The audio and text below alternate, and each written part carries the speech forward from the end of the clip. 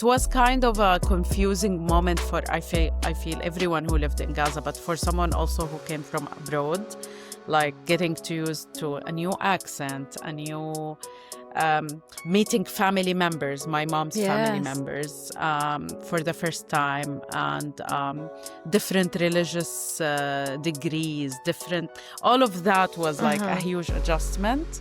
But it made me who I am. I feel like it made me the person who kind of I can blend with different environments. Even if I am challenged, I manage to deal with the differences, different ages, different ideologies without like being so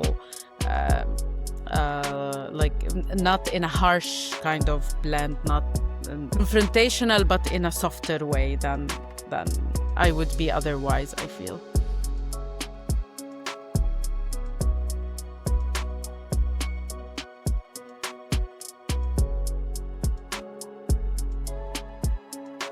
My guest today is Farah Barqawi, a Palestinian poet, writer, performer, educator, feminist community organizer, and a full-spectrum birth doula.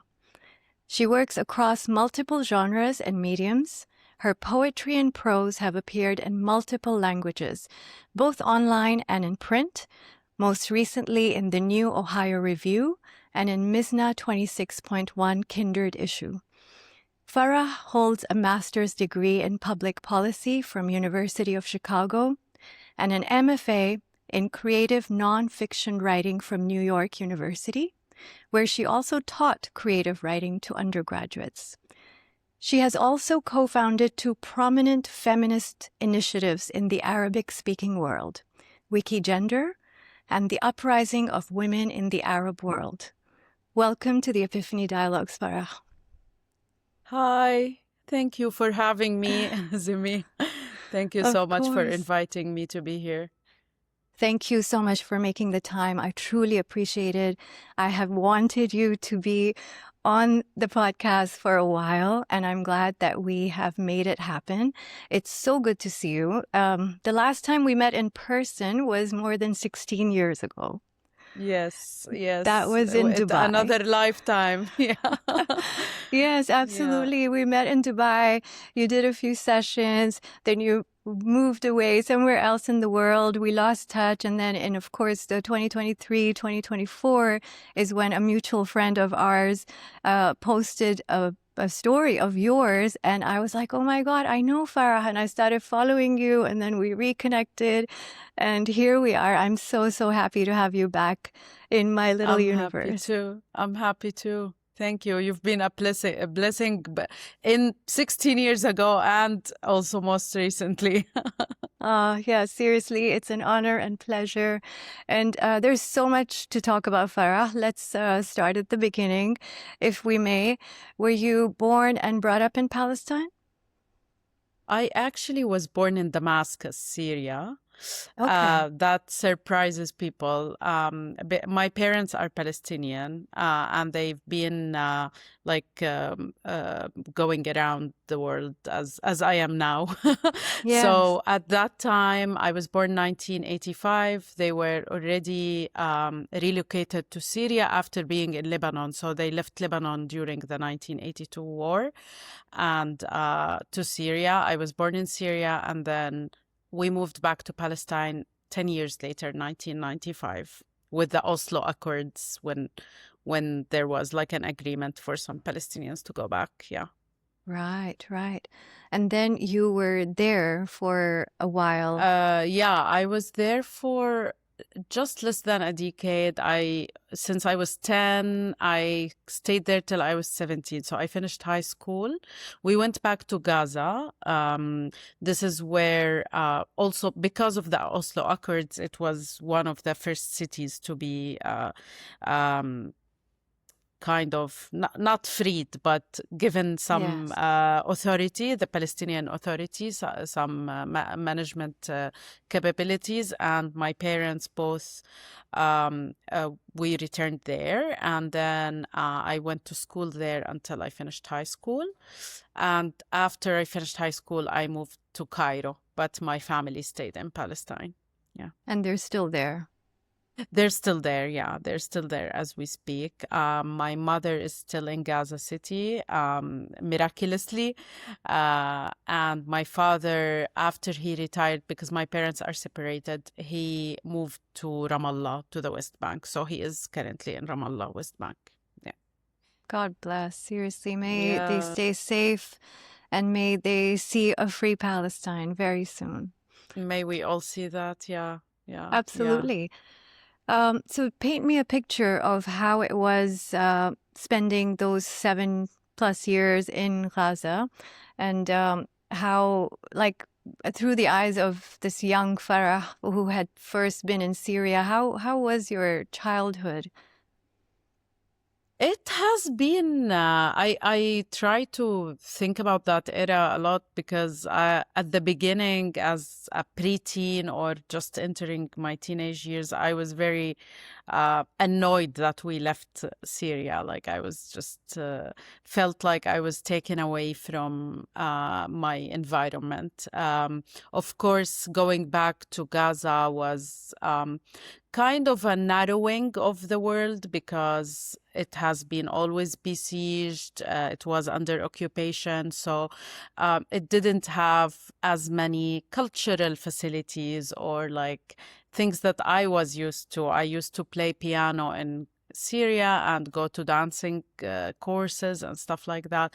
And when we returned, these things ceased to exist kind of for a while, until I found my rhythm again in school and started doing like school activities and stuff like that. But the first couple of years were very like turbulent for me, and I can't imagine how my mom used to process that, because she had to take that from an angry teenager.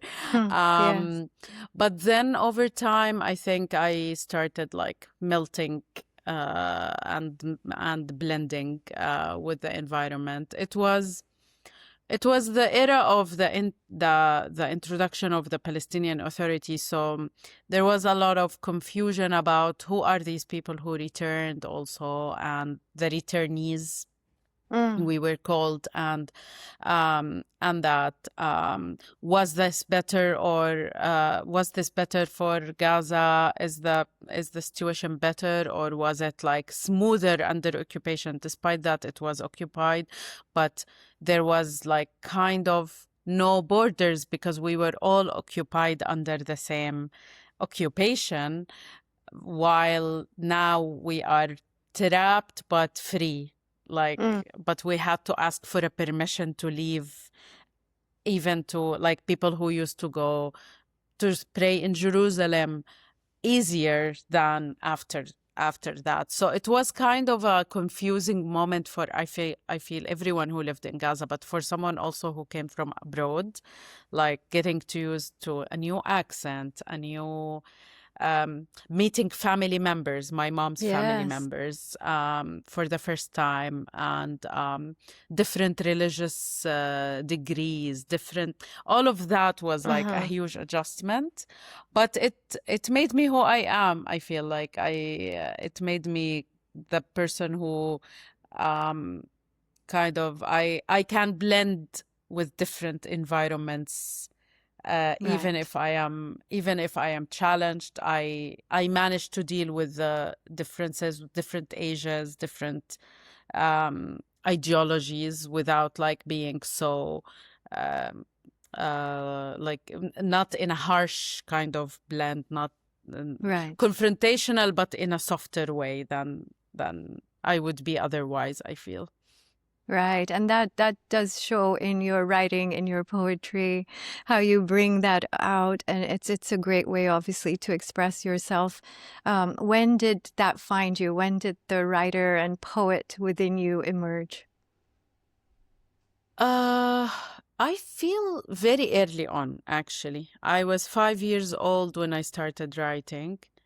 I started writing like mini diaries, in a notebook that I still have somewhere in Cairo. Wow. I wrote to myself most of the time, and then I started writing poetry. My father loved poetry so much, and I, my mom, as a way of connecting me to my father, I feel she taught me poetry because I used to live Wow. with my mom mainly. So she kind of brought poetry as a, like, taught me how to recite poetry. I memorized some poems from Palestinian, mostly Palestinian poets, Samih al-Qasim and Mahmoud Darwish, Right. and I would recite them in, because in Syria, my mom was involved in the cultural scene. Like, if there is an opening for a gallery, they would call me to read a poem at the beginning before they open the gallery. Or so Wow. I have been kind of used to the stage also of it, and but that was as a connection with my dad, and then because he would be proud of me if I know poetry, you know. And then I Sure. started writing my own poetry, um, and yeah, things that I kept, like, it kept in being in the background, kind of. Slowly, I started like taking it. It took me a while. It took me like till my maybe when I turned 30 or just after that, I Right. kind of admitted that I am a writer. Like, despite that it has been always simmering in the background, I was like, oh, I do this thing. But then I was like, oh, I want to take it more seriously, kind of. I want to define it, define myself as a writer, Right. beside Right. other things. Yeah. Was there any particular realization that happened around that time in your 30s which made you feel like, yes, I'm ready to own this writer um, stage?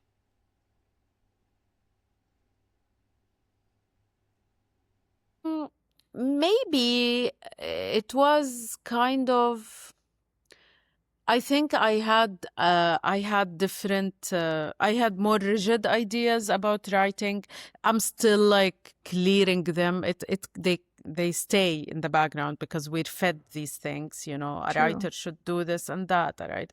And many women, specifically, it's very gendered. Many women don't call themselves writers, despite that they've been writing. Mm. They say I write, but they don't say I'm a writer, kind of. So I was in that realm, and then one time I was actually participating in a workshop, and then they needed a translator. So I've been also a freelance translator since I used to live in Dubai, and they asked me, they approached me to translate because the workshop was like bilingual, and the instructors, some of them were not Arab. So they were like, can you translate? And I was like, no, but I want to participate in the workshop. Right. And it was like, I thought it at the beginning it was about podcasts, because it was something like audio something. And I was like, oh. And then in the workshop, I went and they didn't bring a translator, and there was a lot of like delay, and also I jumped in and started translating without. I was like, it's my fate. What should I do? And then I ended up not doing the work, like not benefiting from, like, I'm translating other people's work. Towards the last day I went home. The second day was like a showcase of whatever small things happened in the workshop. And I was like, I really want to show something, but I don't know what to show. And I took a nap and woke up, and I was like, I had in mind these like recordings I had from childhood of my mom recording me by voice. And I was like, I will listen to them. And if something comes to me, I will do it. So in the end, something happened that night. Like, something happened that night at from 8 p.m. to 5 a.m. I was on a roll. Like, I Wow. wrote, a whole performance, like a 30-minute monologue, using the voice from the tapes, but replying to it. I was typing, kind of talking with my younger self. Love that. Yeah, and I even downloaded a open source audio thing called Audacity, and I edited.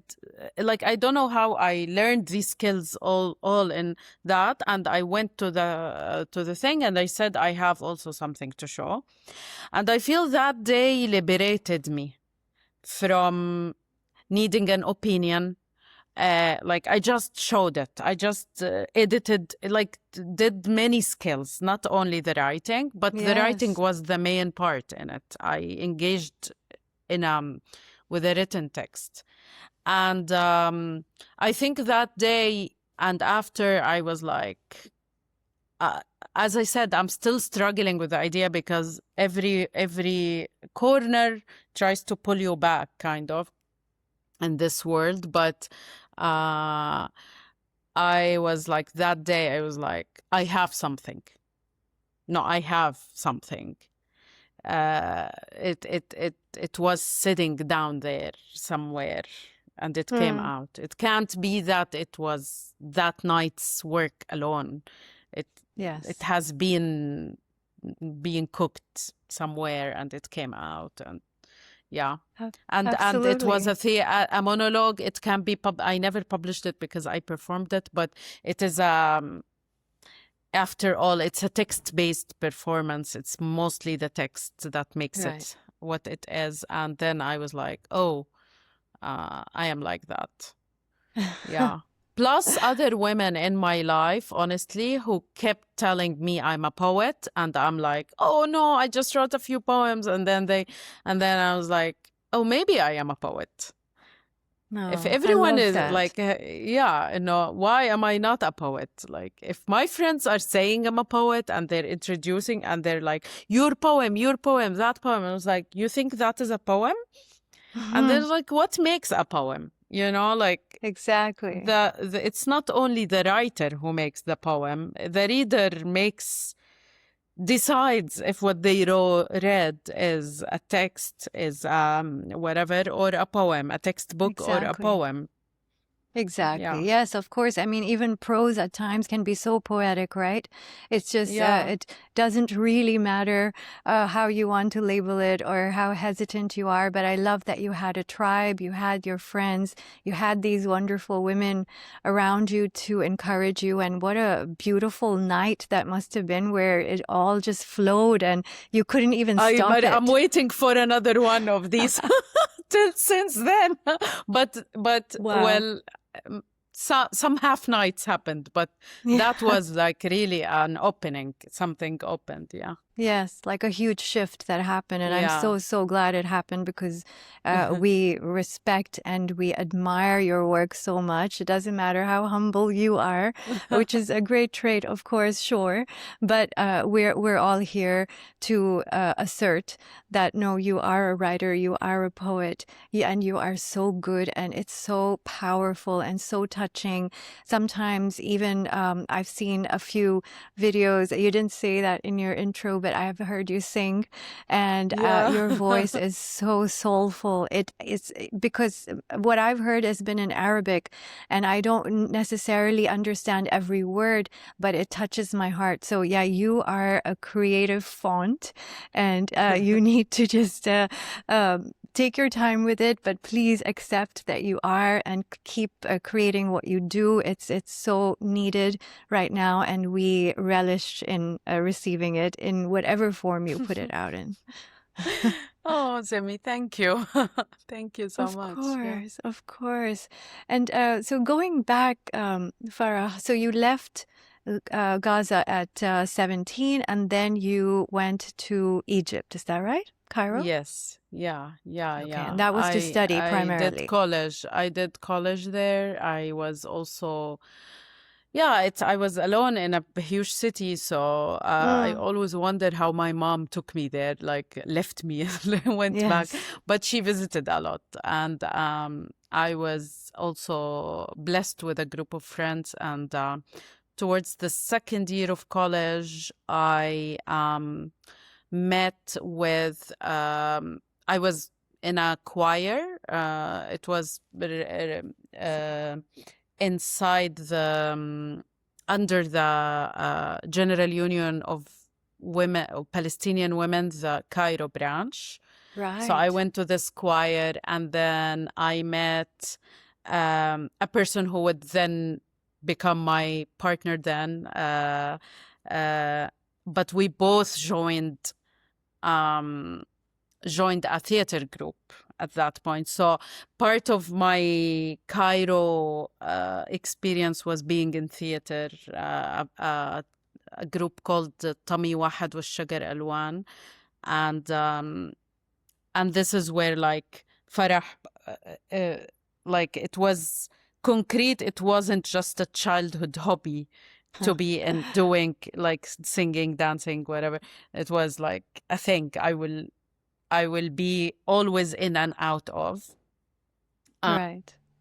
But when I finished college, I started I went to Dubai. This is when we met. I was you were a baby. 22, so 23.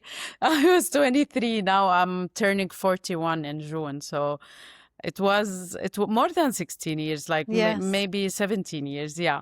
True. And then I started hopping, then did my first master's in Chicago. This is before this is the last time we met. I left to Chicago to do my master's in public policy, and life kept taking me places. Right. And have you ever been able to go back to Gaza or the West Bank since you left? I was more able in the beginning. I was visiting during college, I was visiting winter and summer vacation. Okay. And then towards the end, I tried to find a job in Gaza in 2006 when I finished college, just before moving to Dubai. But it was difficult. The market is difficult. I also was a different person and even more independent woman. It was difficult in the political atmosphere of Gaza to return then. So in the end, I was like, I'll try again later maybe. And I stepped out and went to look for a job in Dubai. And then kind of life took me through these rounds of studies, this job, this, that. Going back didn't make sense, but Sure. I tried to visit when I can. It became more sparse with travel, but also with political situation, because with the, for example, with the Arab revolutions, the borders were closed for a while. Every now and then the road became dangerous, while there was a lot of checkpoints in Egypt to even go there. So it became a 36-hour trip instead of 5. Wow. Everything became more expensive. If you want to go through really in one day, you had to pay a lot and do some here and there kind of negotiations. In the end, it became sparse until the last time I was there was 2021. I visited Gaza just before moving to New York, basically in the midst of the COVID pandemic. I just decided that's it. Yeah. I'm going to see my mom and her family. Right. And I also went to the West Bank in that visit. It was after a long while. The West Bank I hadn't visited for 15 years then. By that time, because it was difficult to go to both places at the same time. Yeah. Right. Bless. Yeah, it's quite a mission, isn't it, to go back to your own land? It is. And also imagine having the separation of the West Bank and Gaza Strip. Yes. And this systematic, intentional separation makes people different. Their daily lives are different. Their suffering is different. The laws ruling them are different. and then their empathy towards each other or understanding of each other is variant. And having a parent in each location, I always feel like I'm a single child to both of them, so being Right. like, shall I slice myself in half? Like, how can I see them both at the same True. time? It's an impossible task, kind of. So it is challenging in that sense. It's to everyone they have their challenge, but for me, plus everything that is very Palestinian, the being an only child to two aging Yes. parents in two very isolated locations Yes. means a lot of money, a lot of time, a lot of planning, and a Yes, lot of of course. stress that comes with that. Yeah. Yes, quite a lot of course, I'm sure you feel like this, there's love, but there's also obligation. There's so many Yeah, yeah, layers. And then, of course, yeah, I mean, it's like your heart is torn, in not just between your mom and dad, but your heart is torn between you being able to create a life that you want to live, that, empowers you and makes you happy, versus also just being with your people, with your land, especially the past 2.5 years. I can yeah. only like barely try to imagine how hard that must have been for you to function and to do everything that you have still been doing, which is so amazing and admirable, and of course an act of resistance as well, to keep reaching for joy and keep reaching for whatever it is that is freedom for you. But Yeah. would you be able to talk a little about it and tell me how it's been for you?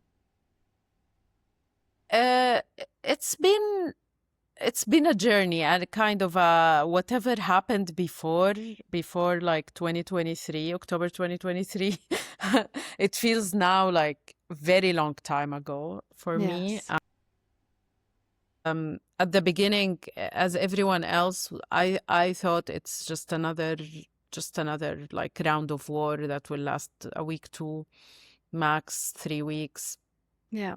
But this one like started like going more aggressive, and with every day it became clear this is like a determinant moment. It's not just Yes. a round of these mini wars on the Gaza Strip, and also like it has been both very stressful, of course, like, and I feel like maybe all my life prepared me at the same time to adapt to it, because I had to be strong for my mother who was in Gaza City and her family, and be like ready to handle any news I could hear, or like every day or every minute was a possible minute for a Yes. bad news for me. But I was like, as long as it didn't happen yet, we're all good. Everything is Yeah. good. And at the same time, it was a lesson in letting go somehow, because as I said, I'm an only child to my mother, and I'm her single child. For her also, like, it was very difficult Yes. to be away from me. She's of course under a very overwhelming moment, but I feel for her it was part of her survival is that I stay well.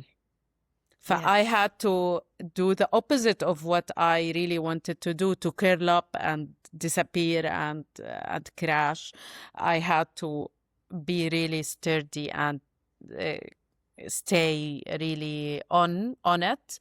And people were asking me, because we carry Jordanian nationality, so my mom Right. could have left when Right. people in the beginning were being evacuated.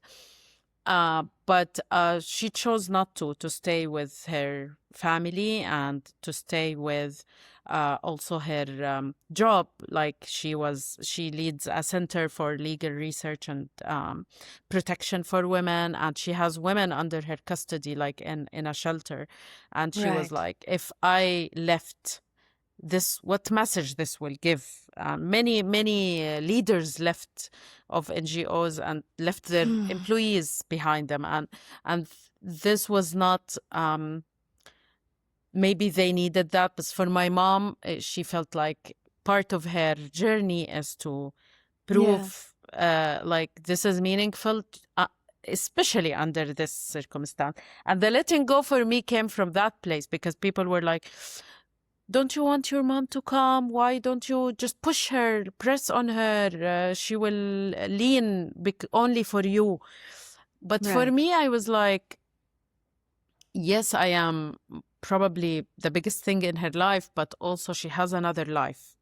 She Yes. crafted a life, and I chose to craft a life away from her. I can't selfishly just say, leave all your life and the rest of your family and all your achievements and all your True. meaningful work just for me to feel a good daughter to told you to leave, or that I still have a mother, to keep a mother alive, but maybe depressed because she's outside of her Yes. best environment, even under occupation and under a genocide. This was like the thing that I feel I went through this kind of process. Yes. I mean, it's kudos to both of you. I mean, so much respect to both for supporting and honoring each other's, purpose and their wishes. Yeah. And yet, with so much love, both of you have done that, and it really, it's really touching just to hear that. It is. Sometimes I feel, of course, this means you have to silence some emotions. You have to step on some needs. It's not coming at no cost. It's not like, wow, we are capable of that without any cost. But I mean, this is how life went after all. It prepared us for this, and we are happy apart and happy together. We're not, we don't need to hold each other like so tightly to hold each other, if we can say that. This was really the big thing. And throughout, my mom started writing her diaries, and I would, she would send them to me. In the beginning, she just wanted me to publish them, but I being an editor myself and a proofreader, I was like, this needs some editing. I can't do that. And then so I started every day fixing some of the texts, and then some friends of mine helped me translate them into English. And this continued daily until the first ceasefire last year in January, February.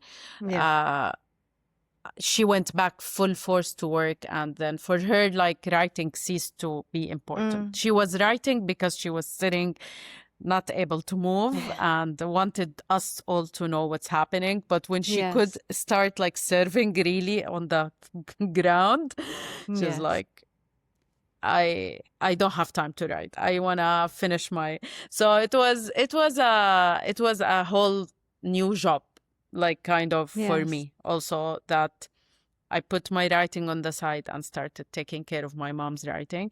And also the other thing that happened alongside was like the fundraising, the trying to support everyone through the center, through other people. But it was a new way for me to connect with the extended family that I never really had a role with. Like, I just call them on Eid or but they needed me, and it was a new kind of connection that and then more people, even friends from like high school that I completely didn't talk to for just life reasons. I was like checking on, and then if they needed like something, I started also supporting them.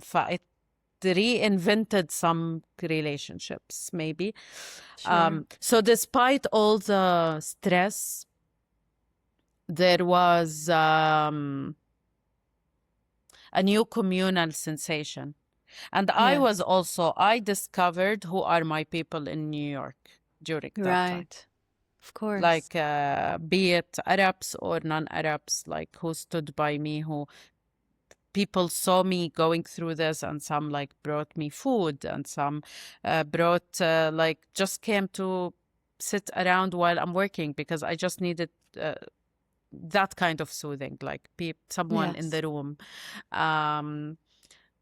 That meant a lot also to me. Like, it showed me also who are my people here, and it cleared some people away, it without even like big fights, nothing, like just sifting, sifting happened automatically.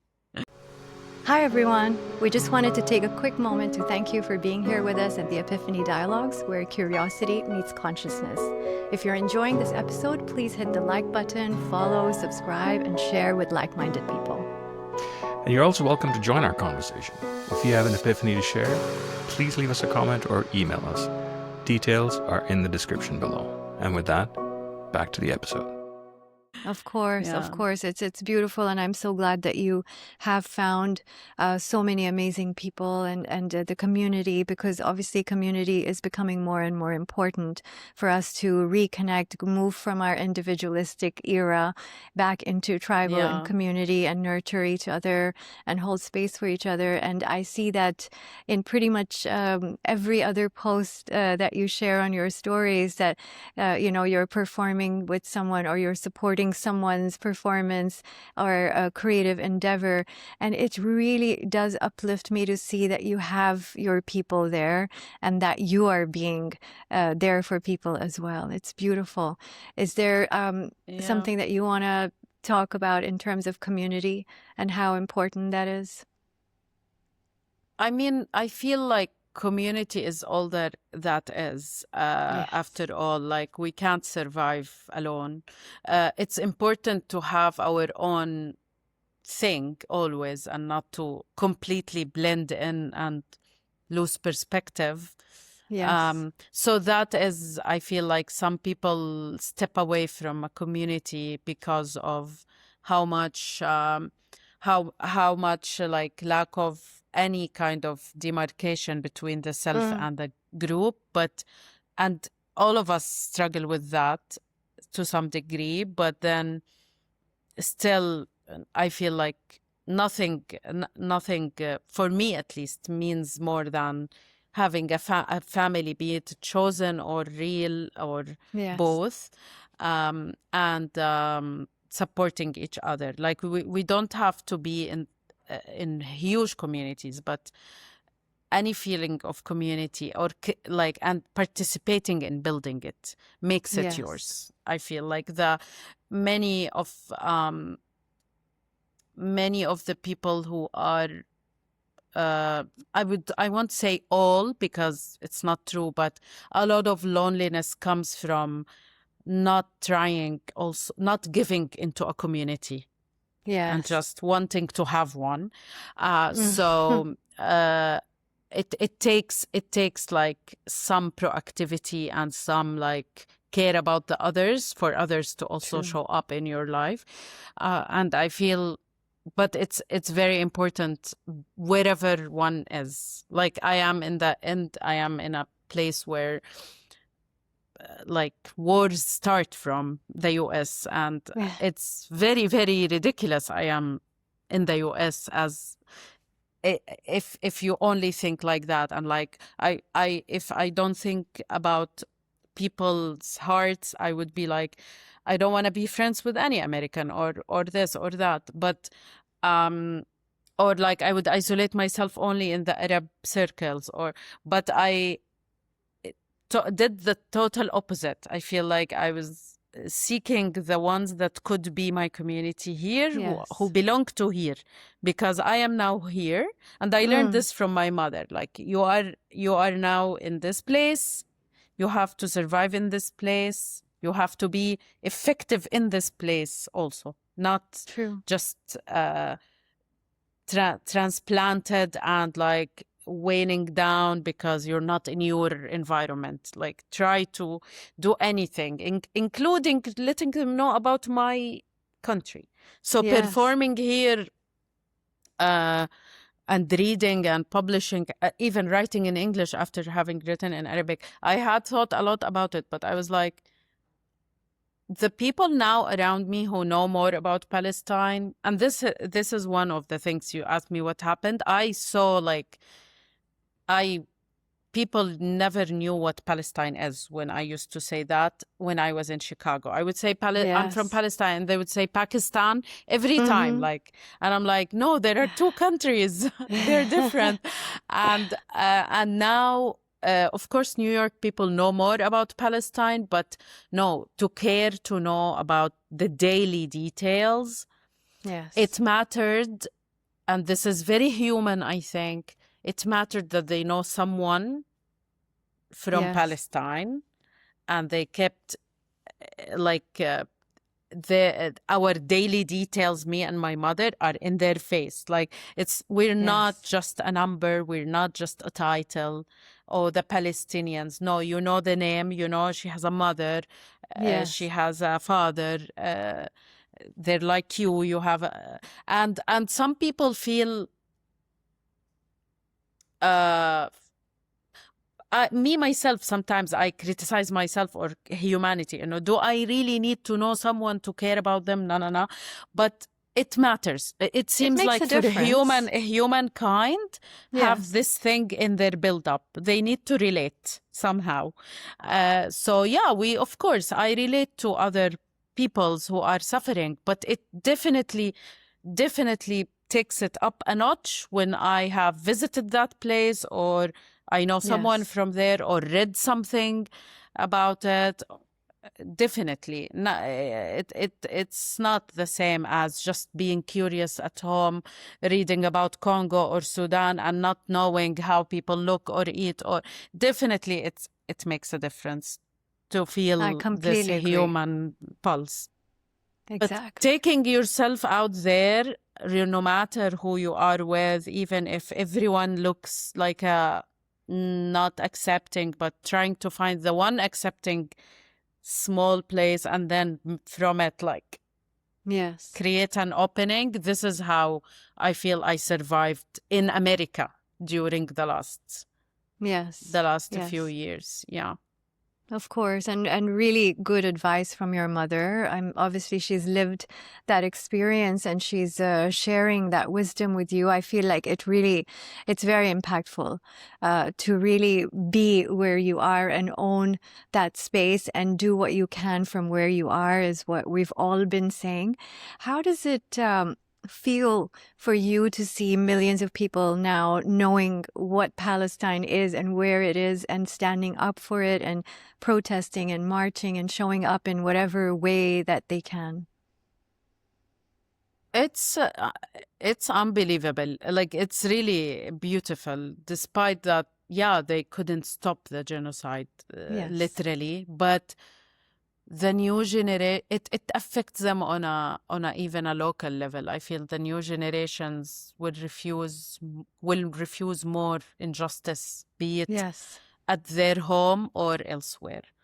And it is a long process. Palestine has been stolen for 75 plus years. Yes. It will not come back in 75 days. Yes. Or so it is a gradual process. It will take time. It's as if there has been a reset. Yes. So, and of course, all the struggles before count.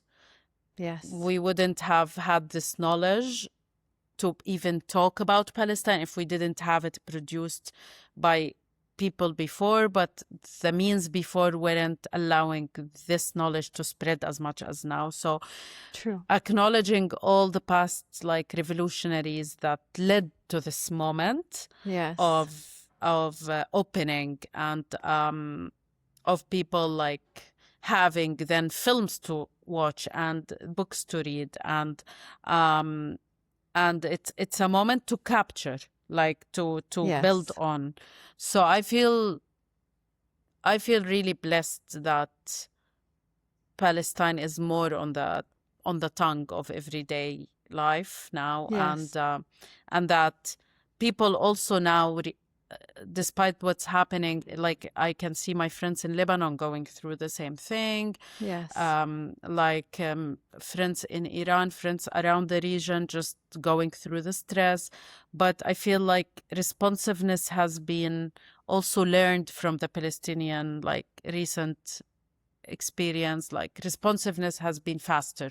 Like Yes. I can see how in Lebanon, like I can see the news, even how it's when local news is announcing things, are announcing it better, are putting like naming the names of the martyrs immediately, like things like that could have taken like reinventing the wheel. So we're, despite all the pain, we're learning from each other how to honor this moment and how to immediately fundraise, like how to fundraise, how to do this, how to do that. It's been 3 practice years of that. Seriously. Yeah. Yes. It's not, I mean, inshallah, it's not for nothing. The sacrifices are towards leading us to this new era where more people are waking up every day due to Palestine being the catalyst, and for more and more of us to just stand up and show up and do what we can. And, like it's right now with everything that's happening right here where I am, it's made us brave. The people have made us brave. We are feeling like, no, this is, if it leads to something good for the people, the power back to the people in general, because the era is shifting for sure, then it's worth it. No problem. It's all right. We are in this together. So yes, I mean, it has really been so amazing for us to witness and to be part of, and to see more and more people joining in and actually questioning and researching and doing their work without, just relying on the narratives that they were just so easily allowing to come through and without questioning. So I feel like it has really changed so much within the fabric of humanity. And God bless, like really, it's a gift. It's a gift to humanity. And we will forever, be grateful. And like we were saying before the recording, inshallah, in our lifetime, we get to see at least the blooms, if not in full bloom, but to see that this has been, something that we've all worked towards. Our hearts have been with it, and they will always be with it till the end, of our lives. Yeah.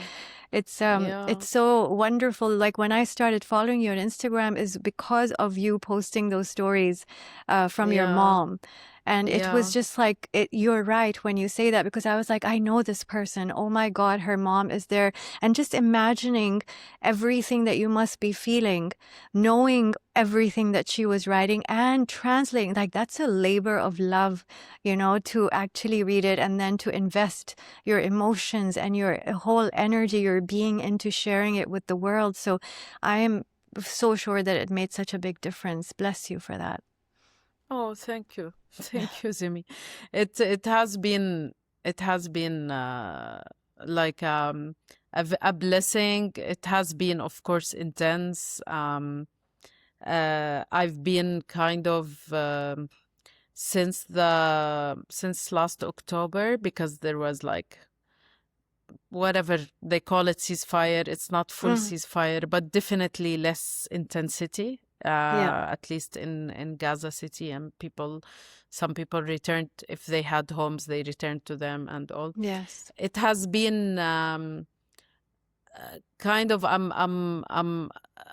taking some break from that kind of intensity. I, Yes. of course, still like connect with my mother daily and try to do whatever I can. But I am realizing over this time that what happened was a lot, on the body, on the brain, on the emotions. Yes. And it will take a long time, not just a few months, to shake it off or to move past it. Oh, yeah. Oh, Of and course. we're not also like, it's not like all peaceful, that things are happening elsewhere. So it's kind of a tide between like taking some distance and trying to recalibrate, and also tuning in to what's happening again now. Yes.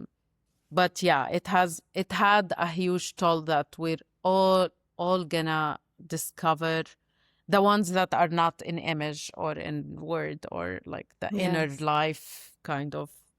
We'll see what will come out of that. Yeah. Yes, yes, absolutely. I do believe we're at that stage of evolution where we do have the capacity to hold the, grotesque and the horrific and the beautiful and the joyful, and to keep flowing between them, that we don't have to protect ourselves so much, that we don't have to, focus on one thing because we're afraid that it's going to just be fleeting. We are supposed to flow through all of it and be able to handle it and be able to witness and to show up so that it can be changed as well. I do believe that we are there, and this is us stretching our muscles and getting ready for, yes, there will be a toll, of course, but again, coming back to community will help us with that. We're all going to be there to hold space, to heal together as well, to find ways that we might have forgotten how to do that. I do have high hopes for what's coming. It may be a strange route that we have taken as a collective to get to that, but sometimes that is how we grow, that is how we learn. Yeah. It's just we have to honor whatever the path is. We're on it now. It's like khalas, we have to get through Yeah, it. we have get And through it. Yeah. and it's just interesting that you have recently completed your qualifications as a birth doula. I Yeah. feel like it is so perfect timing. It's because I feel like it's symbolic, it's metaphoric for you doing that at a time of collective rebirth, like we are birthing a new way of being. What drew you to that? How did that happen, and how are you feeling about it? Many things drew me to it. I think I've always loved the idea of birth in general, like the idea and process of birth. In specific, like I like seeing pregnant women. I liked watching birth natural delivery videos. Like I am kind of that Right. kind of obsessed, and I met people along my life. Like I have a friend who is very like pro natural birth, and she had her two kids, like one of them at home in the Arab world, in a time where like there was no facilities or like capacities Right. to do that, one at home and one at the hospital, but unassisted, like in a regular room. And it's been like on my mind. I also had this I have this motherly thing, but it didn't manifest so far in being a biological mother. Right. But I've been a mother in different ways, and learning about this idea of that mothering. And this is through the doula training. I am reading a book called Revolutionary Mothering. Wow. And they in one of the pieces, they distinguish between motherhood, and that this motherhood status has been like, in at least in this region, like given to the white supreme woman who has the devices, the capacity, the hetero woman, and mothering, an act that is being done by actually colored people, by the nanny, by the grandmother, by the helpers. So true. In every way.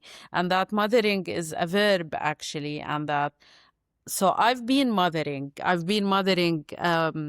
friends or kids of friends, or my mother during the war, like the act of mothering itself, and myself, and pets. And so this also has been something. But then something in life, life brings things to you, like writing. So I was put in several situations where I had to be there for really, literally a birthing mother. And it happened in 2016. I was visiting New York and for the summer from Cairo, and I was contacted on Instagram after posting a photo by a friend who is a sister of another, like her two sisters are friends of mine, and they live in Abu Dhabi, and one of them was coming to give birth in New York that week. And we didn't connect for years. And I'm like, oh, Farah, you're here, you're there. My sister is coming, but none of us could come with her. Can you just meet her? Like it was, and be there for her if you can. No. And I ended up being like, I am in the delivery room, holding the camera, taking, carrying the baby after, because she was tired, like talking to the family, giving the news. So that day I wasn't here even yet. And I was like, what is happening? I didn't know. Why am I knowing more about the medical system here and stuff like that? And then fast forward to October 2023, a friend of mine, just before October 7th, also called me asking to come over, because she was going to LA and it was cancelled. Like the plan was cancelled. The friend was not available anymore who will host her. And she's like, can I come? I don't know anyone else but you and that friend. Can I come to New York? Can I change my flight and come to New York? And New York is much smaller, like in housing and all of that. But I was just like, just change your flight. I couldn't, my heart couldn't think of another. I wouldn't say no. And then she's also Palestinian. So for me, like, why go through, like, I am here to also get papers. So why, if a child can do that from birth time, why not? So she came over, she stayed in my room. The genocide started. We went through the first 2 months together. Like, I was literally either with my mom on the phone or on the news, or with this friend at the hospital. Like, I found the hospital with her, found a doctor, a midwife, was there, stayed there through the birth. She stayed a few weeks after. And then when she was giving birth, she told me, Farah, you're really good at this. You should study something related to this. Wow. And I was like, yeah, later, we'll see. Because the genocide was unfolding. I didn't have time to actually think about it more until like in September, last August and September, when things started quieting down. Yes. Also, I kind of pumped into a program that felt like it is the right program, because I had looked up things, but they didn't feel right. And I kept saying, the genocide is still on. I don't have time. And suddenly something came up that felt like, oh, this is the program I want to be in. Let me try applying. Yes. And I applied and got in and started in a week, like after I applied. Like, I applied really like that. And I'm like, why did I just do it that spontaneously after being hesitant for a while? Yeah, it And was one of those meant to be things, right? Because I remember us being in yeah, touch during that time. yeah, And yeah, when you mentioned it, you're like, I don't even think I'm going to get in, but shall I just do it? And I was like, the energies feel like really like, yes, please just do it and just let it go if it's meant to be. And I remember the message you sent as soon as you got the, yeah, confirmation. And I yeah, was like, wow, this is so exciting because it is just a yeah. very exciting concept as well, It is, Sorry, and I, I just helped like with the birth of my first doula baby a no, month that's ago. amazing. Yeah, exactly today, a month ago. So February Wow. 18th, Lail, his name is Lail, was born. Wow. A baby to a friend of mine. It wasn't like a paid job, Sure. um, but I was there as the doula, and I helped her to deliver vaginally. She was like delayed and all, and they were like debating a C-section, but I was like, let me try. Like I had to Wow. be like put my foot down. I was like, let's spin this baby, try to do some moves from the things I learned, because before I've done things, but I wasn't sure what Yeah. I'm doing. But I learned some things and I had to apply them. You have also to be in the field. You can't just, True. it's not a medical, I don't know if people, I just wanted to clarify the Mm-hmm. doula, because people think it's exactly midwife, and it's not. Midwives do a medical like they're more medical, and they have to be, unless it's a free birth, which I don't do, they have to be in the birthing place, Right. center, be it center, home, or at the hospital.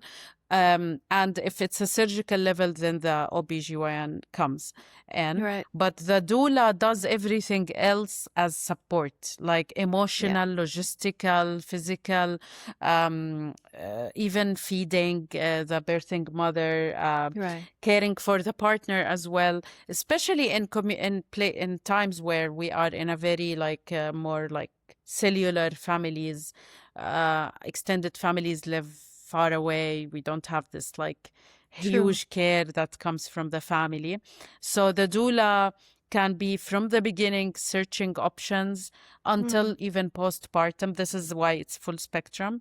It Right. can be like helping with even like doing chores for the mothers, Right. like any support that is related to the to making the mother and the baby Mm. have a good experience during delivery and postpartum, is the could be under the doula work. So Right. part of it is also like doing some exercises, of course not to the point of medical intervention, but Yes. so we did some exercises and stuff, and she delivered vaginally. How And amazing. yeah, and up till that moment, I wasn't sure what I was doing in the room. It's like they have everything. It's a hospital. Everyone, like everything is set up. I am useless here. And then that moment came. I was like, oh, no one else but me suggested this idea, and I was willing to like do it, and Yes. it worked out. It gave me also a boost of like, oh, I should do more of this. Yes, Of absolutely. course This it is needs a how it lot. works. I will need your prayers and help, Of probably, because course. of course there is a lot of like setup that needs to be happening. Of course. Of It's course. like announcing it, getting people to know about it. It's all like an effort of putting yourself out there, similar to how you started. Like you start Yeah. like small, and then you grow, and you see where your feet take you, basically. Of course, of course. Anything at all that I can support with, just know that I'm here. I'm a big fan of everything you do. And I do want to come to the feminist initiatives that you Yeah. have, really co-founded so prominently in the region, in the Arabic-speaking world. Tell us a little more about Wikigender and the uprising of women in the Arab world. So very quickly, the uprising of women in the Arab world came first in 2011. It was as a reaction to the changes after the Arab revolutions, because Right. many women were in the streets in the protests, but when things calmed down and the governments were being reset and the constitutions adjusted, women were kind of excluded. We're like, oh, thank you, now the political process doesn't need you, really. True. And we were like really this like stirred us. I wasn't the first to begin this idea. My very good friend now and yoga teacher, actually, Yalda Yunus, started the page. She was part of the previously of the secular Lebanese people, like calling for secular Lebanon, and Sure. she had an experience before of having a page that kind of did some campaigning. So she opened that page, but she was looking for people who are like-minded and who wanted to be in. And then she got connected with another friend of ours and partner in crime, Diala Haidar, who is also a Lebanese political activist. And then from both of them and common friends, I came to the picture. I used to live in Beirut then, very briefly, that we met and this started kind of. And then I moved to Cairo, back to Cairo. So, and then we had others like going into in the movement, but mainly it was a page that from it we grew campaigns, online campaigns, but it was one of a kind then, because we had this like campaign called "Why Do We Need an Uprising of Women in the Arab World?" Take a photo. You know, the beginning of these kinds of campaigns of taking a photo and writing your reasoning came from our page, and then we had thousands of photos coming in from men, women, from countries we never heard their voices, like Yemen, Saudi Arabia, Morocco, Algeria, Mauritania, Somal, Sudan, Qatar, Bahrain. Like people just sent Oman, the UAE, like women and men, young, older, people in the diaspora also sending things that also made us see how our struggles are similar. Like, it's not, we do have different laws and all, but no, there are certain things that kept recurring and like, wow. And that we had, for example, some Saudi guys saying, I want an uprising for women in the Arab world because I'm not the guardian of my mother. I don't want to be the guardian of my mother. She's a full guardian. I reject this idea of that the law is putting me this way. So I really, wow, like, when you're isolated from communities, you don't know how they think. You think, oh, they're all conservative. They're all this, they're all... It went for years, but it kind of like, it had a sunset at some point. With our lives moved on. It was important for a specific time, and it inspired many. Till now, it's very weird. Till now, I meet people who then followed the campaigns and did something after. But we don't know of the multiplying effect of these things until someone comes from the past and tells you, I did this after that. And Wiki Gender was more knowledge-based. So it was a wiki, like a Wikipedia, but we built it, me and colleagues of mine, we built it to store and compose feminist and gender-related knowledge in Arabic.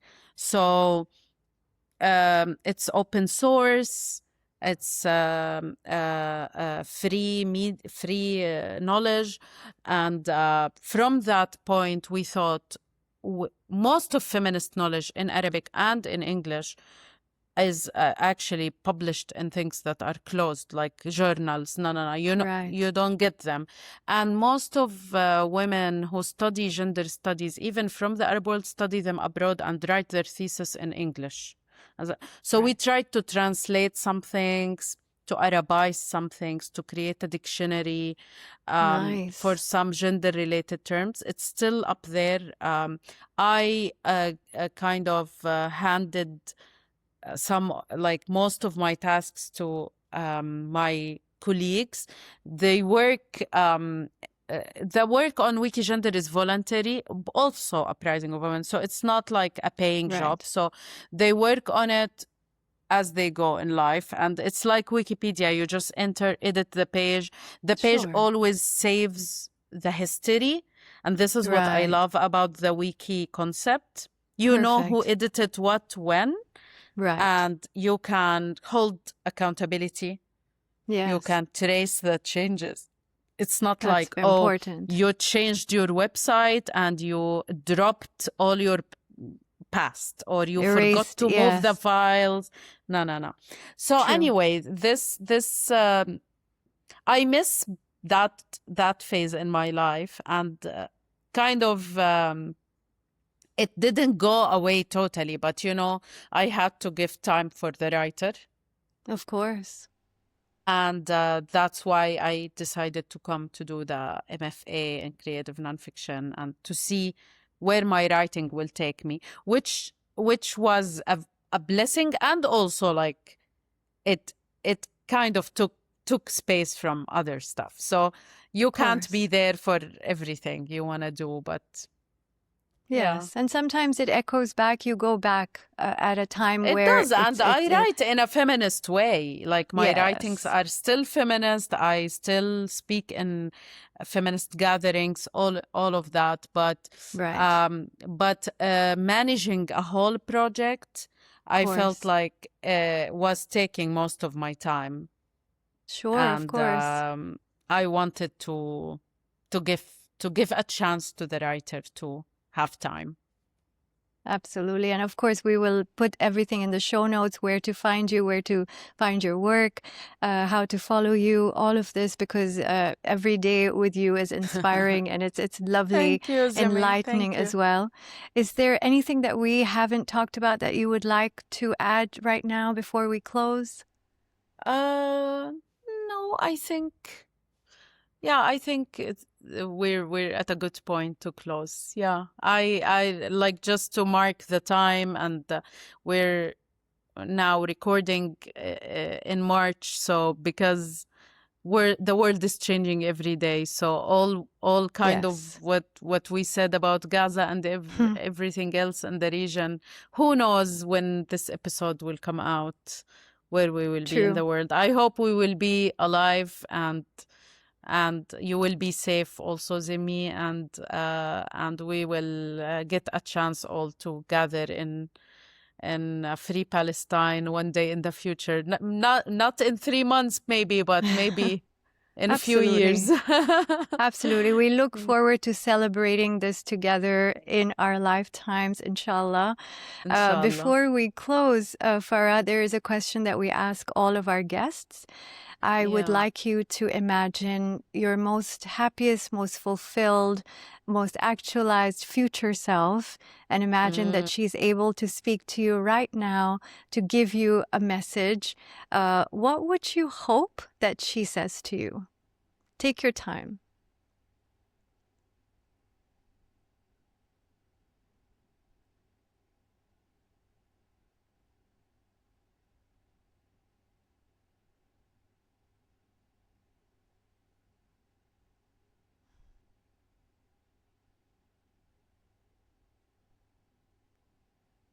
The first thing that came to me was like, I'm glad that you started believing in your intuition.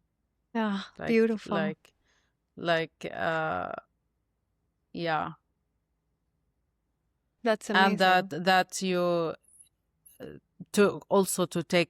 that you took some risks that felt really unsettling, but yes, take them no matter Beautiful. what. Yeah. I love it. So keep that with you as a reminder whenever you might need it. And thank you, Farah, so much for sharing your time and your wisdom and your story and your epiphanies with us. I am so, so grateful for you. And yeah, free Palestine. Thank you. Thank you. Free Palestine. Thank you, Zimmy. Thank you. Thank you so Be much. well. Bye. Bye, my dear.